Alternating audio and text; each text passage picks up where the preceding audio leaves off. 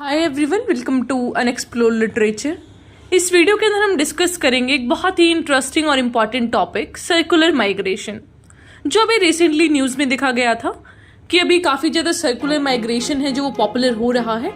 तो आखिरकार circular migration होता क्या है, कैसे होता है, क्या इसके टर्म्स एंड कंडीशंस हैं, एडवांटेजेस एंड डिसएडवांटेजेस, ये सब हम डिस्कस करने वाले हैं इस वीडियो में। तो लास्ट तक बने रहिएगा ताकि आप किसी भी पॉइंट को मिस ना करें। माइग्रेशन का मतलब होता है एक जगह से दूसरी जगह पर जाना, या तो आप जॉब अपॉर्चुनिटीज के लिए जा रहे हैं या फिर किसी बेटर फैसिलिटीज के लिए। उसके पीछे कुछ भी कंडीशन हो सकता है। लेकिन जो सर्कुलर माइग्रेशन है वो एक स्पेसिफिक टर्म है एक डिफरेंट काइंड ऑफ मूवमेंट के लिए, कि भाई आदमी एक जगह से दूसरी जगह पे तो जा रहा है based on the employment availability, या फिर कुछ भी फैक्टर्स हैं जो उसके पीछे उसको अच्छी अपॉर्चुनिटीज मिल रही हैं, उसको अच्छी फैसिलिटीज मिल रही हैं, या फिर जो भी वहाँ पे पब्लिक जो सर्विसेज हैं वो अच्छी हैं। लेकिन यहाँ पे एक मजे की बात ये है कि वो आदमी वहाँ पे जाके परमानेंट शिफ्ट ना होकर टेम्पररी शिफ्ट होगा। मतलब कि लेट अस से कि मैं एक बिजनेस वुमेन हूँ, मैं जाके अमेरिका काम करूँ कुछ, फिर वापस इंडिया आ जाऊँ, फिर अमेरिका जाऊँ, फिर इंडिया आ जाऊँ। मतलब कि मैं सर्कुलर तरीके से अपना काम कर रही हूँ, कभी अमेरिका जा रही हूँ, कभी इंडिया वापस आ रही हूँ, and this is for my business purpose. तो इसको बोलते हैं सर्कुलर माइग्रेशन, जहाँ पे हम 2-3 कंट्रीज का इन्वॉल्वमेंट मान सकते हैं। लेकिन इसमें क्या होता है, जैसे कि 2 कंट्रीज इन्वॉल्वमेंट है, तो पहले मैं कंट्री, जैसे कि मेरा इंडिया है, तो मैं किसी भी नेशन में चली गई, लेट अस से जापान चली गई, तो जापान जाती हूँ, फिर वापस इंडिया आ जाती हूँ, फिर इंडिया से फिर जापान जाती हूँ। तो 2 मोशन होना इसमें ज़रूरी है। लेकिन लेट अस से कि मेरा 3 कंट्रीज में काम है जिसका इन्वॉल्वमेंट है इंडिया, जापान एंड अमेरिका, ये 3 नेशन में है। तो मैं क्या कर रही हूँ, इंडिया से जापान जा रही हूँ, फिर जापान से अमेरिका जा रही हूँ, लेकिन वापस I have to come to India. मतलब इंडिया जो ओरिजिन कंट्री है मेरा, वहाँ पे मेरा मोशन होना ज़रूरी है, तब मैं माना जाएगा कि भाई मैं क्या कर रही हूँ, सर्कुलर माइग्रेशन कर रही हूँ। अब ये जो टर्म है सर्कुलर माइग्रेशन, वो पॉपुलर हुआ था 1960s में और 70s में, जब ग्लोबलाइजेशन आया, फिर वहाँ पे इम्प्रूव ट्रांसपोर्टेशन हुआ, सोशल नेटवर्क्स बढ़े, तब लोगों ने ऐसा ट्रेड पर्पस के लिए या फिर एम्प्लॉयमेंट पर्पस के लिए एक दूसरे की कंट्री में विजिट करना शुरू करा। क्योंकि ग्लोबलाइजेशन के साथ आपका ट्रेड भी बढ़ा है, आपकी इकोनॉमीज बढ़ी हैं, तो जब वो इंटरलिंक ज़्यादा हो गया तो लोगों ने आना जाना शुरू कर दिया। वो परमानेंट सेटलमेंट वाला जो थोड़ा कॉन्सेप्ट था वो कम हो गया। अब हम जो क्राइटेरिया की बात कर रहे थे कि भाई ये अलग टाइप का कैसे माइग्रेशन है और माइग्रेशन से कैसे अलग है, तो सर्कुलर माइग्रेशन के कुछ क्राइटेरिया हैं जो आपको कंप्लीट करने पड़ेंगे, तभी उस जो पूरा माइग्रेशन है उसको हम बोलेंगे कि भैया ये हो गया सर्कुलर माइग्रेशन। तो पहला इसमें कंडीशन है कि वो टेम्पररी रेजिडेंस होना चाहिए इन द डेस्टिनेशन। ऐसा नहीं है कि आप अपना बोरी बिस्तरा लेके वही किसी कंट्री में जाके सेटल हो गए, आपको वापस आना पड़ेगा कंट्री ऑफ ऑरिजिन में, तभी वो माना जाएगा circular migrant. Then is multiple entries into the destination country. मतलब कि एक बार गए फिर कंट्री ऑफ ओरिजिन में वापस आए, तो मल्टीपल एंट्रीज आपको करनी पड़ेंगी बार बार। Then is freedom of movement, कि आपके पास फ्रीडम ऑफ मूवमेंट होना चाहिए। लीगल राइट टू स्टे, आपके पास लीगल राइट टू स्टे होना चाहिए। प्रोटेक्शन होना चाहिए माइग्रेंट राइट्स का, और डिमांड होनी चाहिए फॉर टेम्पररी लेबर। तो ये जो सारी कंडीशन अगर फुलफिल होंगी तभी हमारा जो सर्कुलर माइग्रेशन है वो पूरा हो पाएगा और हम कहलाएंगे सर्कुलर माइग्रेंट। अगर हम केस कंसीडर करें इंडिया का, तो इंडिया में बेसिकली क्या होता है, जो रिसर्च पर्पस के लिए है या फिर जॉब अपॉर्चुनिटीज के लिए हैं, जो टैलेंटेड लोग हैं, जो प्रोफेशनल सेक्टर में हैं, आईटी सेक्टर या फिर ऐसे ही बड़े बड़े जो भी लोग हैं, वो क्या करते हैं, शिफ्ट कर जाते हैं टू द यूरोपियन कंट्रीज, ताकि उनको वहाँ पे रिसर्च के लिए अच्छा फंड मिल सके, इंफ्रास्ट्रक्चर मिल सके। तो उससे इंडिया जैसे नेशन में बहुत ज़्यादा बर्डन आता है ब्रेन ड्रेन का। ब्रेन ड्रेन का मतलब होता है आपके देश के टैलेंटेड लोग, या फिर कहें जिनके पास बहुत ज़्यादा स्किल है, वो जाके किसी और देश में ऐसा परमानेंटली बस जा रहे हैं, जिसकी वजह से आपके देश का टैलेंट पूरा जा रहा है किसी और देश में और उस देश को फ़ायदा हो रहा है। लेकिन ये जो सर्कुलर माइग्रेशन है उसमें ये प्रॉब्लम थोड़ी सॉल्व हो जाती है, क्योंकि जो डोमेस्टिक इकोनॉमी है वो भी बूस्ट होगी, क्योंकि रेमिटेंस आएगा। रेमिटेंस होता है बाहर के देश में आप पैसा कमा रहे हो और अपने देश में भेज रहे हो, फॉरेन कैपिटल बढ़ेगा, इंफ्रास्ट्रक्चर बढ़ेगा, ब्रेन ड्रेन जैसी प्रॉब्लम है जो सॉल्व होंगी, क्योंकि लोग हैं जो परमानेंटली सेटल नहीं हो रहे हैं, वो टेम्परेरी बेसिस पे, लेटेस्ट से मुझे रिसर्च करना है तो मैंने रिसर्च करा, कुछ वहाँ पे करा फिर आ गई, फिर यहाँ पे करा कुछ फिर वहाँ चली गई, तो बैक एंड फोर्थ जो मोशन है वो मेरा होता रहेगा। लेकिन जहाँ पे लोग जा रहे हैं उस कंट्री को क्या फ़ायदा है? वहाँ पे क्या होगा कि जो जॉब गैप्स हैं उनके वो भर जाएंगे, या फिर जो पॉपुलेशन ग्रोथ से रिलेटेड, वहाँ पे जो यूरोपियन कंट्रीज है उसमें मोस्टली क्या होता है, पॉपुलेशन कम रहता है, तो उनको पॉपुलेशन मिल जाएगा, इंडिविजुअल कंट्रीब्यूट कर पाएंगे लोग दोनों कंट्री की डेवलपमेंट के लिए, तो दोनों देशों को फायदा रहेगा, किसी को थोड़ा सा कम किसी को थोड़ा सा ज़्यादा, लेकिन ऐसा नहीं है किसी का नुकसान हो रहा है। तो इसके थोड़े फायदे देख लेते हैं। सबसे पहला है इकोनॉमिक बेनिफिट।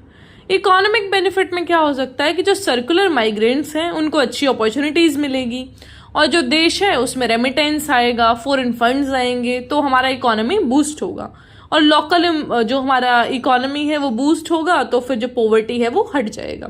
पहला बेनिफिट तो ये। दूसरा है लेबर मार्केट फ्लेक्सिबिलिटी, मतलब कि दोनों देशों को सीजनल और टेम्परेरी लेबर डिमांड्स हैं जो उनकी पूरी हो रही है, और लेबर उनको मिल पा रहा है, जिसकी वजह से वही इकोनॉमी में बूस्ट आएगा, और हम अच्छे से अपना जो बिजनेस है वो कर पाएंगे, या फिर जो भी हम इकोनॉमी में बूस्ट करना चाहते हैं वो चीज़ें हो पाएंगी।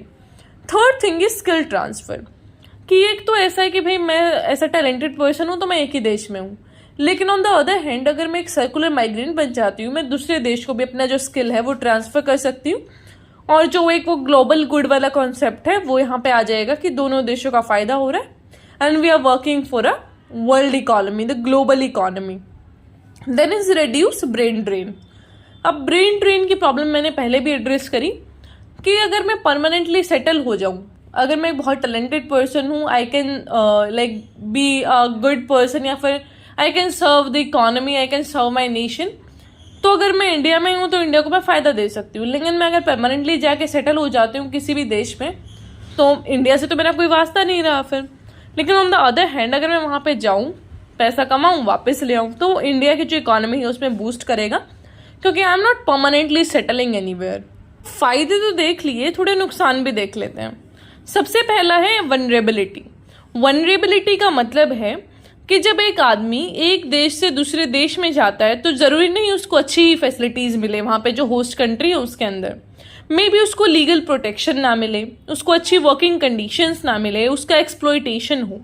तो ये जो सारी चीज़ें हैं वो बहुत बार देखी गई हैं कि यहाँ पे लोगों को ऐसा बहला फुसला कर ले जाया जाता है वहाँ पे कि भाई बड़ा अच्छा काम दिलवाएंगे, लेकिन जो बीच का ब्रोकर होता है ना वो फिर वहाँ पे अपनी हरकतें दिखाता है, and people have to face the very vulnerable situations there. Then is family separation, कि आपको अपनी फैमिली से दूर रहना पड़ता है, बच्चों से and all the family members, जिसकी वजह से फिर जो है थोड़ा फैमिली टाइम आप नहीं दे पाते हैं। Third thing is social and cultural disruption, मतलब कि ना तो आप उस देश के हैं ना इसके हैं, ना तो आप अपने इस कल्चर के साथ अपने टाइज हैं जो सोशल वो बना पा रहे हैं, ना ही दूसरे देश के साथ। देन इज पॉलिसी चैलेंजेस, कि जो पॉलिसीज हैं वो डिफरेंट नेशंस की अलग अलग होती हैं, जिसकी वजह से कई बार है जो कोऑर्डिनेशन नहीं बन पाता, जिसकी वजह से हमारे जो सर्कुलर माइग्रेंट है उसको सफ़र करना पड़ता है। So there is a need कि हम अच्छे से रेगुलेशंस है वो लेके आएँ ताकि माइग्रेंट्स को प्रॉब्लम ना फेस करनी पड़े। अगर स्पेसिफिकली बात करूं इंडिया की, तो इंडिया के अंदर इंटरनल माइग्रेशन तो देखो होता ही रहता है। वेस्ट बंगाल, उड़ीसा, बिहार जैसे स्टेट से लोग जाते हैं सदर्न स्टेट्स में, या फिर पंजाब, हरियाणा, यूपी, इन स्टेट्स के अंदर बेसिकली फॉर एग्रीकल्चर पर्पसेस, और साउथ में लोग जाते हैं ऐसा कंपनीज वगैरह में काम करने। तो ये चीज़ें रहती हैं। तो ऐसा लोग क्यों करते हैं? क्योंकि उनके स्टेट में उनको जो लेबर का एक वेज है वो कम मिलता है, लेकिन जो दूसरे स्टेट्स हैं उनमें उनको ज़्यादा मिलता है, जिसकी वजह से वो अपना सर्वाइवल कर पाते हैं। अब जो ये सर्कुलर माइग्रेंट्स हैं उनको बेनिफिट मिलता है बेटर पेइंग जॉब से, फिर रेमिटेंस मिलता है, उनका हाउस होल्ड वेलफेयर है जो वो इम्प्रूव होता है। लेकिन कुछ प्रॉब्लम्स भी आ सकती हैं, जैसे कि उनका एक्सप्लॉयटेशन हो सकता है, मैंने पहले भी बताया। जैसे कि कोई उड़ीसा का आदमी जा रहा है सदर्न स्टेट्स में, अब वहाँ पे उसको लैंग्वेज बैरियर तो रहेगा ही, क्योंकि बेसिकली अनस्किल्ड वर्कर जाते हैं। अगर मैं एग्रीकल्चर पर्पस की बात करूँ तो लैंग्वेज बैरियर रहता है, तो बात कुछ समझ नहीं आ रही है, आप उनसे अच्छे से बात नहीं कर पा रहे हैं, तो वो कॉन्वर्सेशन गैप आया, and the broker in between फिर वो आपको एक्सप्लॉइट कर सकता है। Then is seasonal job insecurity, कि भाई कोई जॉब सिक्योरिटी नहीं है, कभी सीजन है तो आपको काम मिल गया, अदरवाइज नहीं मिला। तो वो जो सारी प्रॉब्लम्स हैं वो आती हैं दिस सर्कुलर माइग्रेशन के अंदर। तो अब हम इसको कैसे सुधार सकते हैं? That can be through government या फिर पॉलिसी मेकर्स, कि आप अच्छे से पॉलिसी बनाइए, रेगुलेट करिए सर्कुलर माइग्रेशन को, ताकि हम जो लेबर शॉर्टेज का प्रॉब्लम है, इकोनॉमिक डेवलपमेंट का प्रॉब्लम है, इन सारी चीज़ों को सॉल्व कर सकें और एक प्रॉपर बैलेंस बना सकें between labour and their security, regulation, ये सारी चीज़ों को हम मैनेज कर सकें। Then only this circular migration can be helpful for both the nations, या फिर जो विद इन द कंट्री भी माइग्रेशन होता है वो बेनिफिट देगा to the labour as well as to the economy. तो आई होप आपको ये कॉन्सेप्ट क्लियर हुआ होगा। फिर भी कोई क्वेश्चन है तो उसे आप पूछ सकते हैं। And do subscribe the channel for more such interesting and informative videos.